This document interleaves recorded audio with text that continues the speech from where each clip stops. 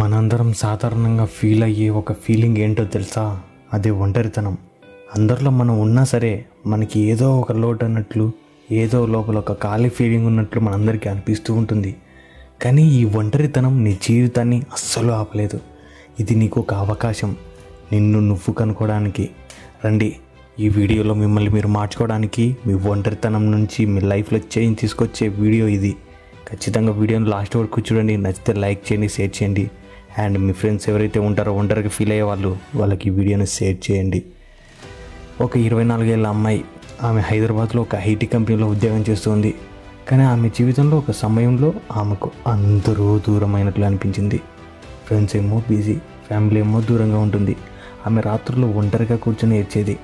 కానీ ఒకరోజు ఆమె నిర్ణయించుకుంది, ఈ ఒంటరితనం నుండి ఆపకూడదు. ఆమె ఏం చేసిందంటే, చిన్న అలవాట్లతో మొదలుపెట్టి రోజు 10 నిమిషాలు డైరీ రాసేది. తన జీవితంలో ప్రతిరోజు ఏం జరుగుతుందో రాసేది. ఇష్టమైన డ్యాన్స్ క్లాస్లో జాయిన్ అయ్యింది. వీకెండ్స్లో సోలో ట్రిప్స్ వెళ్ళేది.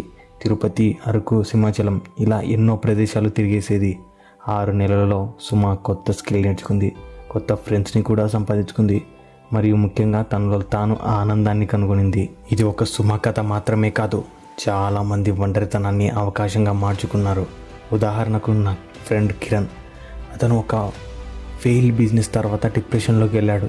కానీ అతను ఒంటరిగా ఉన్న సమయంలో యోగా మొదలుపెట్టాడు. రోజు 20 నిమిషాలు మెడిటేషన్. ఇప్పుడు అతను ఒక యోగా టీచర్, వందల మందికి ఇన్స్పిరేషన్ అయ్యాడు. ఇప్పుడు మనం ఏ విధంగా మనల్ని మనం చేంజ్ చేసుకోవాలని చెప్తాను. First, self connect. రోజు 10 నిమిషాలు నీతో నువ్వు మాట్లాడు. డైరీలో రాయి లేదా నీ ఫీలింగ్స్ రికార్డ్ చేయి. రీసెర్చ్ చెబుతుంది జనరలింగ్ స్ట్రెస్ని 25% తగ్గిస్తుంది అని. నెంబర్ 2, కొత్త స్కిల్ నేర్చుకో. ఒంటరిగా ఉన్న సమయాన్ని ఉపయోగించు. గిటార్, కుకింగ్, కోడింగ్ ఏదైనా సరే. నేను ఒకసారి ఒంటరిగా ఉన్నప్పుడు ఫోటోగ్రఫీ నేర్చుకున్నాను. ఇప్పుడు నా ఇన్స్టా రీల్స్ అదిరిపోతాయి.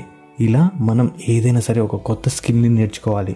ఎప్పుడైతే మీరు ఒంటరిగా ఫీల్ అవుతున్నారో ఆ సమయాన్ని స్కిల్తో రీప్లేస్ చేయండి. అదే రేపొద్దున మీకు కెరియర్ కావచ్చు. నెంబర్ 3, కమ్యూనిటీలలో జాయిన్ అవ్వు. స్వచ్ఛంద సేవ, బుక్ క్లబ్స్ లేదా లోకల్ ఈవెంట్స్ ఇలాంటి వాటిల్లో కనెక్ట్ అవ్వడం వల్ల ఒంటరితనం తగ్గుతుంది. ఉదాహరణకు నా కజిన్ ఒక NGOలో వాలంటీర్ అయ్యాడు. అతనికి కొత్త ఫ్యామిలీ లాంటి ఫ్రెండ్స్ దొరికారు. గుర్తుంచుకో, ఒంటరితనం ఒక ఫీలింగ్, శాశ్వతం కాదు. నీవు ఒక అడుగు వేస్తే ప్రపంచం నీతో పాటు నడుస్తుంది. ఇప్పుడు నీ వంతు. ఈరోజు ఒక చిన్న స్టెప్ తీసుకో. ఒక డైరీ రాయి, ఒక కొత్త హాబీ స్టార్ట్ చెయ్యి, లేదా ఒక కమ్యూనిటీలో జాయిన్ అవ్వు. మీరు ఈ వీడియో ఇన్స్పిరేషన్గా ఫీల్ అయితే లైక్ చేయండి, షేర్ చేయండి. అండ్ మీ ఫ్రెండ్స్కి డెఫినెట్గా షేర్ చేయండి. ఈ విధంగా చేయడం వల్ల ఎంతోమంది ఒంటరి ఫీలింగ్ని మీరు దూరం చేసిన వాళ్ళు అవుతారు. గుర్తుంచుకోండి, ఒంటరితనం అనేది మనల్ని మనం సృష్టించుకున్న ఒక ఫీలింగ్ మాత్రమే. కానీ దాన్ని మనం అవకాశంగా మార్చుకొని మనకు నచ్చినట్టుగా ఆ ఒంటరితనాన్ని ఫ్యూచర్ లైఫ్గా మార్చుకోవచ్చు. గుర్తుంచుకోండి, ఈ వీడియో డెఫినెట్గా మీరు ఎప్పుడు ఒంటరిగా ఫీల్ అవుతారో అప్పుడు చూడండి.